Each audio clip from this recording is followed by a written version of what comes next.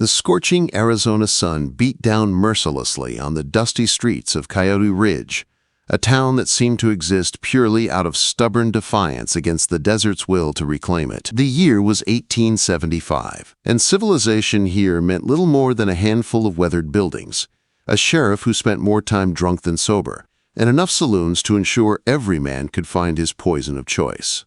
Ethan Cole spurred his horse down Main Street, kicking up clouds of dust that made the few pedestrians curse and shield their faces. At 28, he cut an impressive figure, tall and lean, with sun-weathered skin and eyes the color of gunmetal. His reputation always rode ahead of him. Fastest draw in 3 counties, luckiest gambler this side of the Colorado River, and possessed of a reckless streak wider than the Rio Grande. The Lucky Dollar Saloon beckoned like an old friend, its batwing doors promising the familiar comfort of whiskey, cards, and trouble. Ethan tied his horse to the hitching post and strode inside, spurs jangling with each step. "Well, well, if it ain't Ethan Cole himself," Buck Harrison called from a corner table. The burly rancher grinned, revealing tobacco-stained teeth. "Thought you'd sworn off our humble establishment after cleaning us out last month." "A man can change his mind, Buck." Ethan sauntered over, tipping his hat to the others at the table. Jake Morrison, a wiry cattle rustler with shifty eyes, and Samuel, Big Sam, Thompson, whose massive frame made the chair beneath him creak dangerously. "Besides, heard you boys got your hands on some fresh money. Seemed only neighborly to help you spend it." The men laughed, that rough, easy laughter of those who lived hard and expected to die young. Ethan pulled up a chair, and soon the cards were flying, accompanied by the clink of coins and the burn of whiskey. Hours passed in a blur of bets and bluffs. The whiskey loosened tongues and wallets alike. Ethan was up considerably, his pile of winnings drawing envious glares. "You got the devil's own luck," Jake muttered, dealing another hand. "Ain't natural the way cards fall for you." Quote, "Just skill and intuition, boys," Ethan grinned, examining his hand. "Though I'll admit, Lady Luck does seem to fancy me." "Speaking of ladies," Big Sam slurred, "heard tell you ain't never gonna settle down, Cole. That true?" Ethan shrugged. "Why would I chain myself to one woman when the world's full of them?" "Marriage is for fools and farmers." Buck leaned forward, eyes gleaming. "That so? Would you bet on it?" Quote. Ethan smirked. "I'd bet on anything." "Name your wager." The 3 men exchanged looks. Buck's grin widened. "All right then, this hand decides it. You win. You take everything on the table.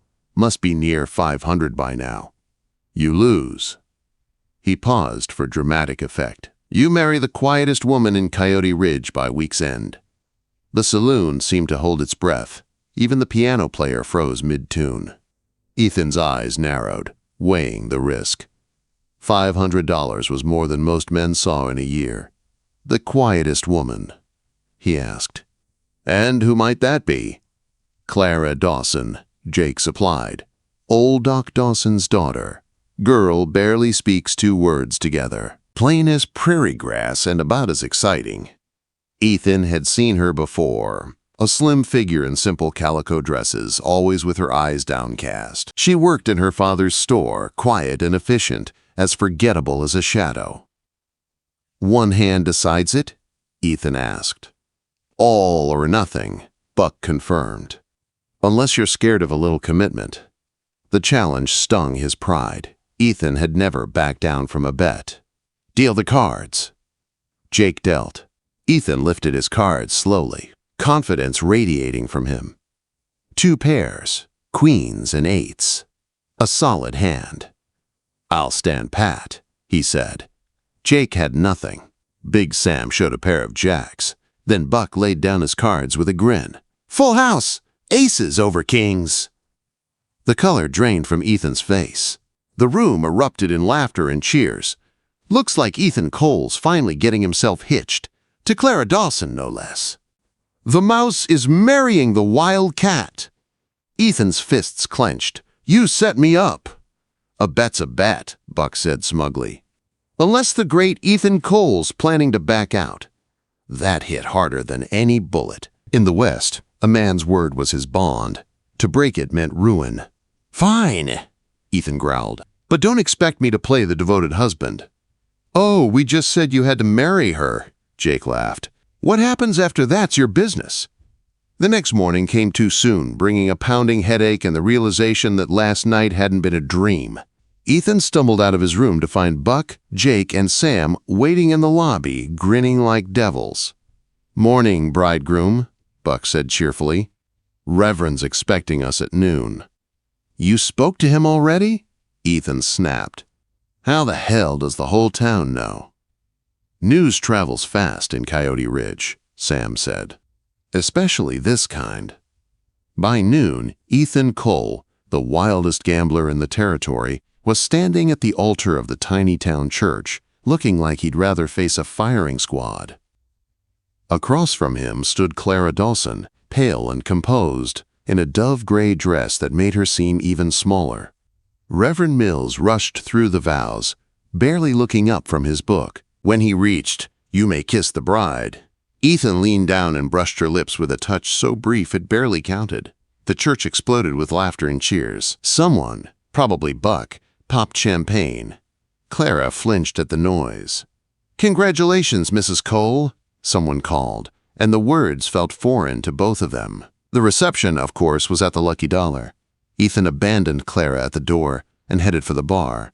Drowning his humiliation in whiskey, Clara stood alone, unsure where to go or what to do. A saloon girl named Rosalie approached with a sympathetic smile. "Men are fools, honey, especially that one. Don't let him see you cry. You're stronger than you look. Use it." Clara nodded faintly, unsure whether to believe her. But as she left the saloon that night, walking alone through the dust and laughter, her back straight and head high, she made herself a silent promise. They all thought she was quiet, plain, forgettable. They were wrong. And one day, she'd prove it. The morning after the wedding dawned gray and unkind, matching Ethan's mood perfectly. He woke in his boarding house room with a head that felt split in two and a mouth dry as sandpaper. For a few blessed seconds, he forgot about the previous day. Then the memory hit him like a mule's kick. Married. He was a married man. A sharp knock came at the door. "Go away," he muttered, pulling the pillow over his head.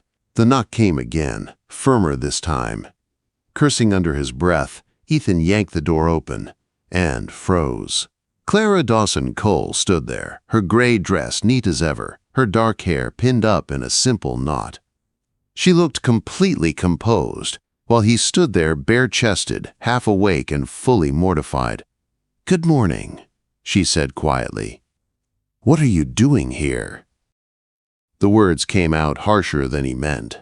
"I thought," she hesitated, her fingers tightening around the small carpetbag she held, "we needed to discuss living arrangements."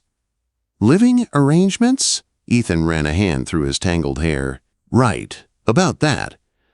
"The boarding house manager says married couples aren't allowed," Clara interrupted. Her tone was soft, but her words carried authority. "He said it's not respectable." "Not respectable?" Ethan barked a humorless laugh. "He's been renting rooms to drunks and gamblers for years." "Things are different now," Clara replied evenly. "My father knows of a small house on the edge of town. The tenants left for California. It's not much, but it's available." A house with her. The idea made Ethan's stomach twist. "I don't suppose you'd consider going back to your father's place? We could say I'm traveling or something." "That would only make gossip worse," she said. "People are watching us, Mr. Cole. Everything we do will be discussed." "Mr. Cole," he repeated dryly. "Guess we're real close already." Clara didn't flinch. "I'll be at my father's store until noon. The house is on Cottonwood Lane, last one before the desert. Here's the key." She placed a brass key on the doorframe and left without another word. Ethan stared after her. This was really happening. He was moving into a house with a woman he barely knew because of a stupid, drunken bet. By afternoon, he was riding out to Cottonwood Lane, his few belongings tied behind the saddle. The house was small, weathered, and stubbornly standing against the desert wind. He tied his horse and stepped inside. The air smelled faintly of soap and coffee. The front room was neat, the floors swept clean, and a pot simmered on the stove. "You came," Clara said from the doorway. She'd tied an apron over her dress, flour dusting her hands. Said I would, didn't I? Ethan dropped his saddlebag. Look, let's get something straight. This marriage, it's just paper. I won't bother you if you don't bother me. I'll take the floor. You keep the bedroom. As you wish, she said simply. Dinner will be ready at 6. I might not be here. I'll keep a plate warm. Her calmness unsettled him more than anger would have. He wanted her to shout, to scold him, to give him a reason to hate this situation. But Clara just moved through the house quietly, steady as the ticking clock on the mantel. Days passed in strained silence. Ethan spent most of his time at the saloon, drinking, gambling, and avoiding the small house that felt too close, too still. When he did come home, usually late and half drunk, there was always a plate of food waiting, the house tidy, and his clothes washed. Clara never complained. One night, the silence broke. Don't you ever talk? Ethan blurted, slumping into his chair after another long day. Clara looked up from her sewing. What would you like me to say? I don't know. Anything. Curse me out. Tell me about your day. The quiet's worse than gunfire. I thought you preferred it that way. You said not to bother you. He had said that. Ethan rubbed a hand over his face, feeling foolish. Maybe I was wrong. A man likes a little conversation with his meal. All right, Clara said. Mrs. Morrison came in today, asking for flour on credit. We had to refuse. Her youngest is sick, and they've spent everything on medicine. Ethan blinked, caught off guard by her matter-of-fact tone. That's rough. Yes, Clara said simply, returning to her sewing. Will that be enough conversation, or would you like more? He studied her, unsure if she was teasing him, but her calm face gave nothing away. That'll do, he said, feeling oddly small. The next morning, Ethan woke to the sound of wood splitting. He stepped outside to find Clara swinging an axe that was clearly too heavy for her. What are you doing? He demanded.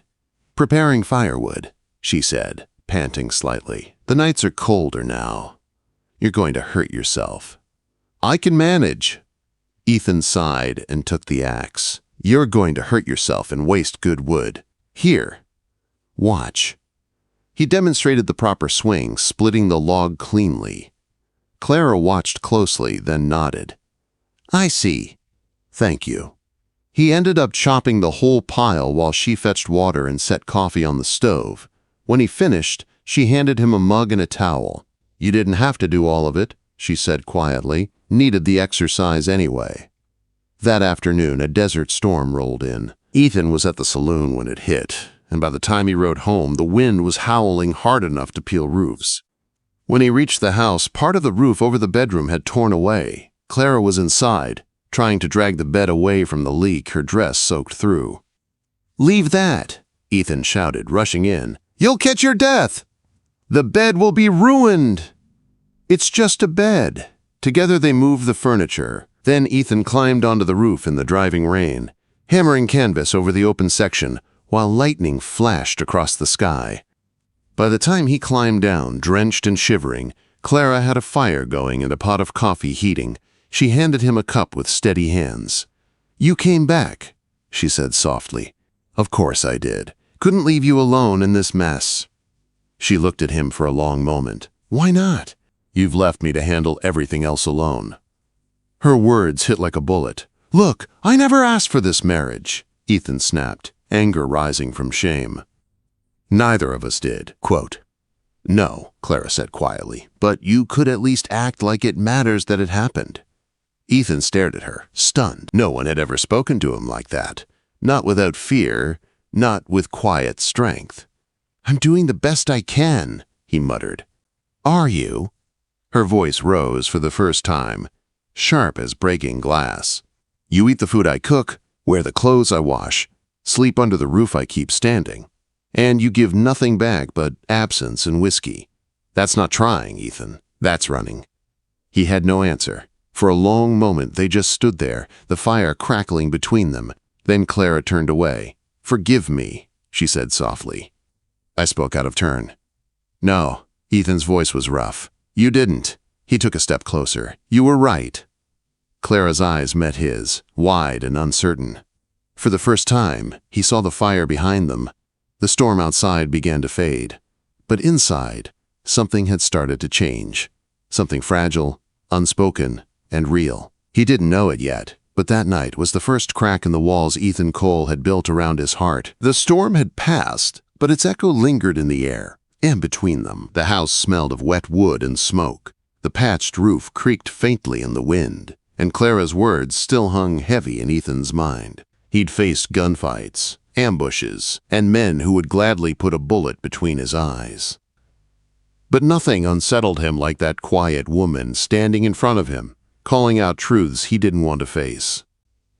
Over the following days, Ethan found himself watching her differently. He noticed how she rolled up her sleeves before kneading bread, how she hummed softly while tending the fire, how she brushed her hair loose at night when she thought he wasn't looking. She moved through life with the kind of calm that came from strength, not submission. 3 weeks into their uneasy marriage, he came home early and found Clara in the back garden, skinning a rabbit with steady hands. "Where'd you learn to do that?" he asked, startled. "My mother taught me," she said, without looking up. "We had to hunt when the farm failed one winter. I figured it was time to stop relying on salted pork." Quote. Ethan chuckled, shaking his head. "You really are full of surprises, Mrs. Cole." She gave the faintest smile. "You're just starting to notice." The next morning he woke to find her gone. Panic flickered for a moment until he saw a note on the table, "Gone hunting." "Coffee's on the stove." He followed her tracks out into the desert and found her crouched behind rocks, his rifle steady in her hands. The shot rang out clean and true. A jackrabbit fell instantly. "Nice shooting," Ethan said, stepping closer. Clara turned, startled. "Were you following me?" "Making sure you were safe." "I've been safe on my own for years, Mr. Cole." She slung the rifle over her shoulder and started walking. He followed, smiling faintly. "Yeah, I can see that." That evening, Clara cleaned the rabbit while Ethan fixed a loose shutter. They didn't speak much, but the silence felt different now. Comfortable. Shared. By the end of the week, he found himself waiting for her to come home from her father's store. When she entered, bringing with her the faint scent of dust and lavender soap, the small house somehow felt alive again. Then came the night everything changed. Ethan had promised to mend a section of the fence, but spent the day at the saloon instead. When he stumbled home near midnight, he tripped over Clara's pots on the porch, scattering her seedlings. "Watch where you're going!" Clara snapped from the doorway. "They're just plants," Ethan slurred. "They're hope," she shot back, kneeling to gather the soil. "Something you wouldn't understand because you care about nothing but cards and whiskey." "That's not true." "Isn't it?" She rose, her hands trembling but her voice steady. 3 nights you've chosen them over home, over me." "You're not my keeper, Clara," he retorted, anger masking guilt. "Just because you shot one outlaw doesn't mean you own me." Her face went pale. "So that's what you think this is, ownership?" "I don't know what this is," he shouted. "One day we're strangers forced together. The next you're expecting things. Things I don't know how to give." Quote. Clara's eyes shimmered, but she didn't cry. "I expect you to care, Ethan. I expect the man who held me after that storm to remember that moment meant something." He laughed bitterly. "Maybe it didn't. Maybe it was just adrenaline." Her breath caught. For a long second she stood perfectly still. Then, softly, "Thank you for clarifying." She turned to go inside. But something in him snapped. "You want the truth? You scare me, Clara." She stopped. "I was fine before you. My life was simple. Then you show up with your quiet strength and make me think about things I never wanted. Home, family, love. I watched my father fall apart when my mother died. I swore I'd never let anyone have that power over me." Clara turned slowly, tears glistening. "So you'd rather destroy what we have before it can become real?" "I don't know how to do this," he said, his voice breaking. "I'm not asking for perfect," she whispered, "just honest." Then she did something Ethan never expected. She crossed the space between them, cupped his face in her dirt-stained hands, and kissed him. It wasn't gentle. It was fire, Every ounce of frustration, longing, and love she'd buried came pouring out in that kiss. Her lips demanded, her hands claimed, her breath mingled with his until he was dizzy from the taste of her. When she finally pulled away, both were trembling. "That," Clara said, her voice rough, "is what you're throwing away." She turned and walked inside, locking the bedroom door behind her. Ethan stood frozen on the porch, the echo of her kiss still burning through him. She had stripped him bare, of pride, of excuses, of every wall he'd built to keep himself from feeling. He sat there until dawn, staring at the horizon. When the sun rose, he understood. She hadn't wanted a perfect man. She'd wanted him, flawed, human, real, and he'd been too blind to see it. That morning, he started fixing what he'd broken. He replanted her seedlings, repaired the fence, cleaned the yard, and mended the porch rail. When Clara emerged, dressed for town, she stopped short. "I'm going to Papa's store," she said cautiously. "I'll come with you," Ethan said. "That's not necessary." Quote, "I'd like to," he said simply. She hesitated, then nodded. They walked to town side by side in silence. At the store, Ethan helped unload flour and sugar, served customers, and kept busy. When Mrs. Morrison came in with her son, struggling to pay her debt, Ethan quietly slipped $1 from his pocket onto the counter.